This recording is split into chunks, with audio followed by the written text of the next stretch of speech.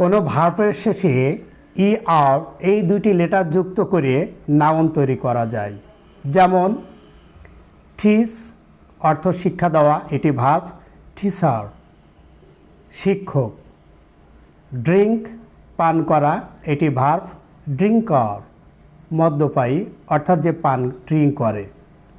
Work work এটি কাজ, verb কাজ করা, ওয়ার্কার কর্মী। ড্রাইভ চালানো, ড্রাইভার যে গাড়ি চালায় অর্থাৎ চালক। রান দৌড়ানো, ভার্ব, রানার বার্তাবাহক। ইট খাওয়া, ইটার যে খায় অর্থাৎ ভক্ষক। ডু করা, এটি ভার্ব, ডুয়ার যে করে অর্থাৎ কর্তা।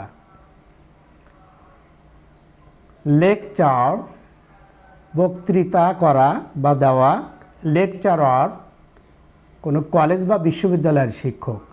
এভাবে আমরা ভার্বের সাথে ই আর যুক্ত করে আমরা নাউন তৈরি করতে পারি, অর্থাৎ নতুন নতুন শব্দ তৈরি করতে পারি, যা আমাদের ইংরেজি ভোকাবুলারি বাড়াতে সাহায্য করবে। Thank you.